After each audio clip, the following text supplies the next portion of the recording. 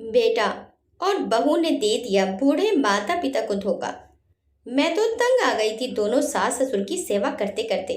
अब जान छूट जाएगी मेरी। सुबह से लगी हुई हूँ, अभी भी पैकिंग खत्म होने का नाम नहीं ले रही है। हाय राम, कितना सामान है दोनों का। इतनी छोटी छोटी चीजें भी रखी हुई है, ये भी कोई संभाल कर रखता है। कामिनी अपने सास ससुर का सामान पैक कर रही थी और साथ ही बड़बड़ा भी रही थी। तभी उसके पति अजीत का फोन आ जाता है। कामनी, तुमने सब सामान पैक कर लिया? अच्छे से देख लो, कुछ छूटा तो नहीं है। वो अम्मा की दवाई और बाबूजी के गर्म मोजे भी जरूर रख देना। और अम्मा के लिए वो खट्टी मीठी गोली जो वो खाना खाने के बाद खाती हैं, वह भी जरूर रख देना। अजीत ने फोन पर अपनी पत्नी से कहा। हाँ अजीत, मैंने सब अच्छे से रख दिया है। फिर कुछ सामान छूट भी जाएगा तो क्या, वहां भी सब मिलता है। वैसे भी अम्मा और बाबूजी वहां इतने लोगों के साथ रहेंगे, कुछ चीजें आपस में भी शेयर कर लेंगे। उन्हें वहां कोई तकलीफ नहीं होगी। तुम बेकार ही इतनी चिंता कर रहे हो। कामिनी तुनक कर बोली तो अजीत की बोलती बंद हो गई। अजीत ने अब कामिनी की हाँ में हाँ मिलाते हुए फिर से कहा, अच्छा ठीक है, मैं शाम को घर आता हूँ और कल सुबह इन्हें हम छोड़ आएंगे। वैसे भी अपने 7 दिन के बाद के टिकट हैं, पर सारा घर समेटने में और सामान बेचने में समय तो लग ही जाएगा।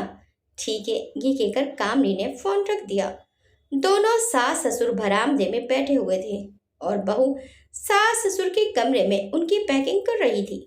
जब कामनी पैकिंग करके बाहर आ जाती है तो दोनों सास ससुर एक दूसरे का सहारे लेकर धीरे धीरे चलकर अपने कमरे में जाते हैं।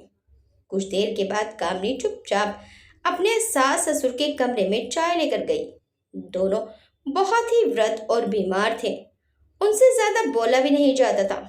एक बार कहीं बैठ गए तो बैठ गए, फिर जल्दी से उनसे उठा भी नहीं जाता था। दीनानाथ जी 80 के पार होंगे और उमावती जी 75 के पार थी। अब बुढ़ापे में दोनों ही एक दूसरे का सहारा थे। दीनानाथ जी को दमे की बीमारी थी और उमावती जी डायबिटीज की मरीज थी। दोनों ही बस दवाइयों के सहारे अपने दिन गुजार रहे थे। दोनों का एक ही बेटा है अजीत, जो शादी के 16 साल बाद हुआ था। और जब तक अजीत बड़ा हुआ तो वो दोनों माता पिता काफी बूढ़े हो चुके थे। शादी के इतने साल बाद मिले संतान सुख से दोनों बहुत खुश थे। उमावती जी अपने बेटे को पलकों पर बिठा कर रखती थी। उसके मुंह खोलने की देर होती और वो चीज हाजिर हो जाती थी। वो शुरू से ही पढ़ने में बहुत होशियार और ऊंचे सपने देखता था। अजीत का एकमात्र सपना था कि वो विदेश जाकर नौकरी करना चाहता था। उसकी पढ़ाई के लिए दीनानाथ जी ने दिन रात एक कर दिए थे और उमावती जी ने इसी बेटी की पढ़ाई के लिए अपने गहने तक बेच दिए थे। उनके पति ने उन्हें समझाया भी था कि गहने बुढ़ापे के लिए रख ले, पर वो अपने बेटे के प्यार में अंधी थी। परंतु दीनानाथ जी ने साफ मना कर दिया कि वो अजीत की पढ़ाई के लिए अब बैंक से कोई कर्ज नहीं लेंगे। उमावती जी उनसे बहस करती रहती थी कि बच्चों को पढ़ाना हर माता पिता का फर्ज होता है। अगर बच्चे खुद कर्ज चुकाएंगे तो उन्हें लगेगा कि माता पिता ने उनकी पढ़ाई के लिए कुछ नहीं किया। दीनानाथ जी अपने फैसले पर अटल थे। अपने पति का निर्णय सुनकर उमावती जी अपने पति से कहती हैं कि सभी लोग बच्चों की पढ़ाई के लिए बैंक से कर्ज लेते हैं, हम कोई अनोखे नहीं हैं। दीनानाथ जी अपनी पत्नी को उत्तर देते हुए कहते हैं, तूने घर भी गिरवी रखवा दिया है, अब हमारे पास बुढ़ापे के लिए कुछ नहीं बचा है। हम पूरी तरह से अजीत पर निर्भर हो जाएंगे।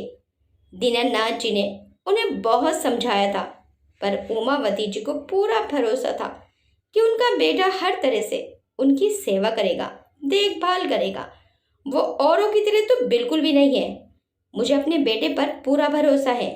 उमावती जी की जिद के आगे दीनानाथ जी हार गए और उन्होंने अजीत को विदेश में उच्च शिक्षा के लिए भेज दिया। अजीत वहां 2 साल पढ़कर फिर भारत आ गया, लेकिन वो फिर से विदेश जाना चाहता था। वो भारत की ही लड़की से शादी करना चाहता था। अजीत ने कामिनी को उसके खूबसूरती के कारण पसंद कर लिया और जल्दी ही दोनों ने शादी कर ली। अब एकदम से तो विदेश जाना संभव नहीं था। अपने ही देश में नौकरी करके अजीत बाहर भी नौकरी तलाश कर रहा था। कामिनी कुशल गृहिणी थी और घर को अच्छे से संभाल लेती थी, लेकिन उसको अपने घर में सास ससुर खटकते थे। उन दोनों के कारण वो बड़ी परेशान रहती थी। अभी तो शादी को थोड़ा ही समय हुआ है, अभी से उन दोनों की कितनी सेवा करनी पड़ रही है। मेरी तो जिंदगी ही खराब हो गई है। मैं तो तुमसे शादी करके पछता रही हूँ। कामिनी यह कहकर रोज अजीत से लड़ती थी। आपको क्या पता, आप तो दिन भर घर पर रहते नहीं हो। बाबूजी को हर 1 घंटे के बाद चाय चाहिए और अम्मा को समय पर खाना चाहिए। इंसुलिन के इंजेक्शन भी लगाओ, समय पर नाश्ता खाना दो। मेरा तो जीना ही मुश्किल हो गया है। मैं तो अपनी जिंदगी जी ही नहीं पा रही हूँ, बस तुम्हारे माता पिता की सेवा करती रहती हूँ। तुम अपने लिए पत्नी लाए हो या इन दोनों के लिए मुझे नर्स बनाकर लाए हो? अजीत भी इस रोज रोज की चिक चिक से परेशान हो गया था। एक दिन अजीत के ऑफिस में पार्टी थी। दोनों को पार्टी में जाना था। उस दिन कामिनी बहुत ज्यादा खुश थी। उसने जैसे ही तैयार होने के लिए सोचा तो अजीत ने उसे टोक दिया और कहने लगा, पहले बाबूजी और अम्मा के लिए खाना बनाकर रख दो और अम्मा को इंसुलिन दे दो, खाना खिला दो, फिर चलते हैं। लेकिन तब तक तो आधी पार्टी निकल जाएगी। इन सब कामों में तो 1 घंटा निकल जाएगा। फिर मुझे तैयार भी होना है। तुम दोनों के लिए बाहर से खाना ऑर्डर कर दो, इतने में मैं तैयार हो जाऊंगी, कामिनी ने कहा। लेकिन अजीत कहने लगा, कामिनी, अम्मा बाबूजी अब इस उम्र में बाहर का खाना नहीं खाते हैं। हम पार्टी में थोड़ा देर से चले जाएंगे। अजीत ने समझाया तो वे बिफर पड़ी। तुम अकेले ही चले जाओ, अब मैं तुम्हारे साथ में नहीं जाऊंगी। मेरी तो जिंदगी ही खराब हो गई है। कोई खुशी मेरे जीवन में नहीं मिली मुझे। तुम अपने अम्मा बाबूजी की सेवा करवाने मुझे ब्याह कर लाए हो क्या? बहू की बात सुनकर दोनों को बहुत दुख होता है, पर बुढ़ापे में आदमी इतना लाचार हो जाता है कि अपनी ही संतान से कुछ नहीं कह पाता है। उस दिन कामिनी सचमुच पार्टी में नहीं गई और रूठ कर बैठ गई। अब अजीत को उसे मनाना मुश्किल हो गया था। तुम अपने माता पिता को कहीं और क्यों नहीं छोड़ देते हो? कामिनी ने गुस्से में कहा। ये तुम क्या कह रही हो? उनका एकमात्र मैं ही सहारा हूँ और तुम उन्हें भी छोड़ने को कह रही हो? वो बूढ़े, बीमार और लाचार हैं। भला कोई बेटा ऐसे थोड़े ही करता है। लोग, समाज और रिश्तेदार क्या कहेंगे?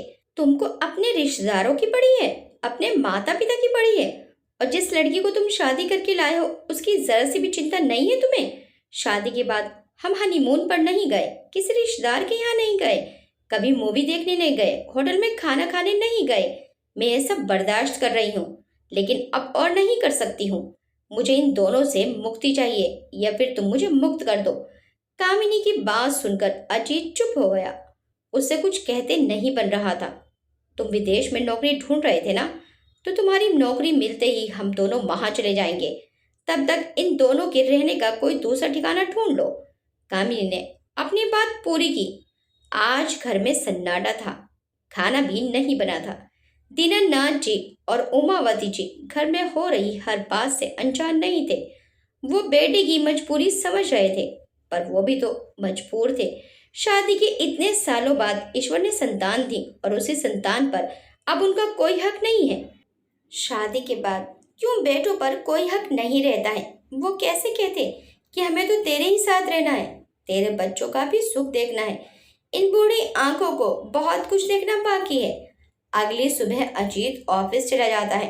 वहां लैपटॉप पर मेल चेक करता है तो देखता है उसकी विदेश में नौकरी पक्की हो गई है। कंपनी वाले अच्छा पैकेज दे रहे हैं। वो बहुत खुश होता है क्योंकि उसका सपना पूरा हो रहा था।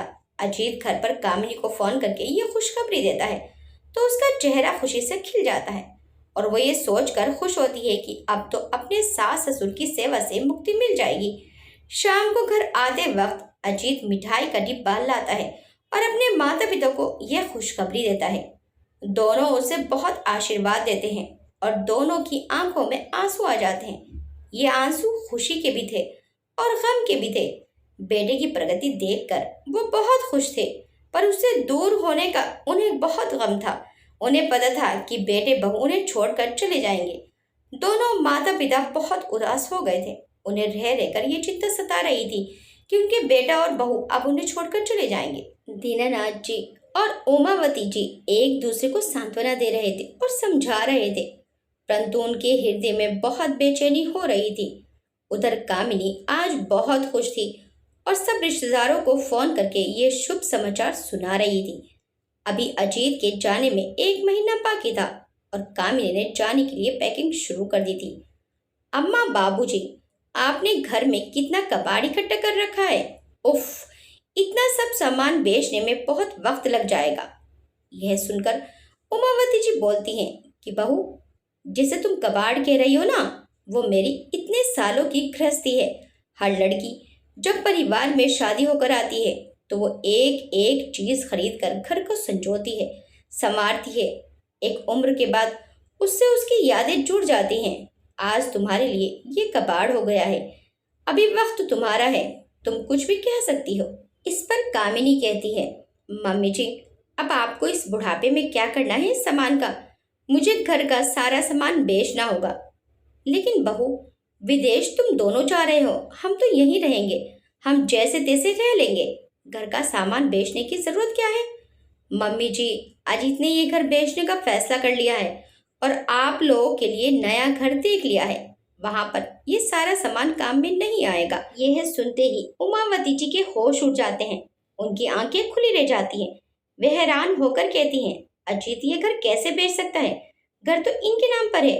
वो मम्मी जी, घर के कागज पर मैंने पापा से साइन करवा लिए थे। अब हमें विदेश जाना है तो रुपये तो चाहिए, वहां भी घर लेना है। मैंने बैंक से घर छुड़वा लिया था और उसे बेच दिया है। कमरे में आकर अजीत ने कहा तो दीनानाथ जी हैरान रह गए। कांपते शब्दों में बस इतना ही कहा, तूने हमें धोखा दिया है। धोखे से मेरे साइन ले लिए। तूने हमें बेघर कर दिया। तू तो जा रहा है तो अब हम कहाँ रहेंगे। मैंने आप लोगों के लिए बहुत अच्छा इंतजाम कर लिया है। शाम को ऑफिस से आकर बात करता हूँ। और वो अपने ऑफिस चला गया।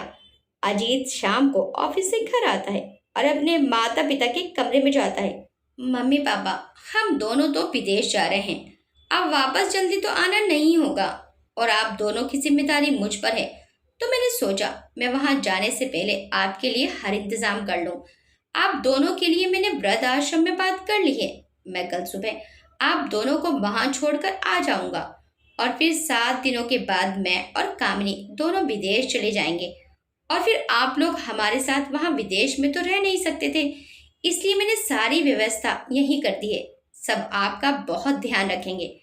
दीनानाथ जी से ज्यादा बोला नहीं जाता था, पर उमावती जी ने जवाब दिया, बेटा अजीत, अपने बूढ़े बेबस लाचार माता पिता को वृद्ध आश्रम छोड़कर तू बहुत अच्छी तरह से अपनी जिम्मेदारी निभा रहा है। तूने जीते जी हमसे हमारा ठिकाना, हमारा घर छीन लिया। विश्वास नहीं हो रहा है कि अपने ही बेटे ने हमें बेघर कर दिया।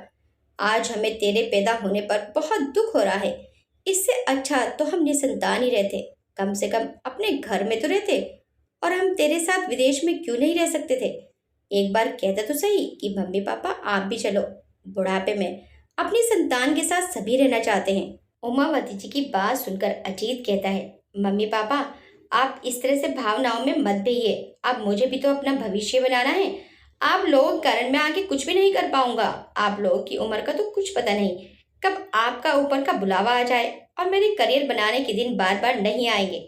अजीत और भी ज्यादा बेशर्मी से बोलता है, ठीक है बेटा, हम तेरी खुशी और प्रगति के लिए वृद्ध आश्रम में भी रह लेंगे। दोनों पति पत्नी ने रात बड़ी मुश्किल से काटी। दोनों घंटों तक रोते रहे। अपने बेटे से मिले धोखे से वे दोनों बहुत ज्यादा दुखी थे। दोनों माता पिता के हृदय पर छुरियां चल रही थी। अपने घर को छोड़ जाने की उन्हें असहनीय पीड़ा हो रही थी। दोनों माता पिता ने रोते रोते हाथ एक दूसरे के हाथ में लिया और रोते रोते ही वे दोनों सो गए। जब सुबह अजीत ने दरवाजा खोला तो देखा मम्मी पापा दोनों गहरी नींद में थे। उसने उठाना चाहा पर वो नहीं उठे। टेबल पर एक पत्र रखा था जिसमें लिखा था, हमारे बच्चे सदा खुश रहना। जब शादी के 16 साल बाद तक हमारे कोई संतान नहीं हुई तो हम हर दिन संतान पाने के लिए तड़पते थे और भगवान से यही प्रार्थना करते थे कि भगवान हमें चाहे एक ही बच्चा दे दे, पर दे दे भगवान, हमें भी संतान का सुख भोगना नसीब कर। और एक दिन भगवान ने हमारी प्रार्थना सुन ली और हमारी गोद में तू आ गया। जिस दिन तुझे पहली बार गोद में लिया था वह दिन हमारी जिंदगी का सबसे खुशी का दिन था। तेरे सपने पूरे करने के लिए हमारे पास जो कुछ भी था हमने तेरे ऊपर न्योछावर कर दिया। आज तेरा सपना पूरा करने के लिए हम अपनी जान भी तेरे ऊपर न्यौछावर कर रहे हैं। हमने पूरी जिंदगी इसी घर में बिताई है, तो हमारी अर्थी भी यहीं से निकलेगी। हम दोनों तुझे हर जिम्मेदारी से मुक्त करते हैं। तो आराम से विदेश जाकर अपना करियर बना। हमारी अर्थी को मुखग्नि देकर ही जाना। अगर हम वृद्ध आश्रम जाते तो आखिरी सांस तक तेरा इंतजार ही करते रहते, और शायद तू हमारी मौत पर भी नहीं आता। अब कम से कम तेरे हाथों से हमें मुखग्नि तो मिल जाएगी। तेरे अभागे माता पिता। यह पत्र पढ़कर अजीत का कलेजा फटा जा रहा था और दूर खड़ी कामिनी शब्दहीन थी। अपने सपने पूरे करने के लिए स्वार्थी बच्चे किसी भी हद तक जा सकते हैं। जो माता पिता अपनी संतान की खुशी और प्रगति के लिए हर दुख सहन कर लेते हैं, वो अपनी आखिरी सांस तक बस यही चाहते हैं कि कैसे भी करके उनकी संतान सुखी रहे। पर जब वो ही संतान दुख देती है तो वो सहन नहीं कर पाते हैं। कृपया करके अपने सपने पूरे करने के लिए अपने माता पिता को दुख मत दीजिए। सपनों के पीछे भागते भागते इंसान अपना सब कुछ पीछे छोड़ जाता है, और जब वह पीछे पलट कर देखता है तो उसके हाथ कुछ भी नहीं लगता है।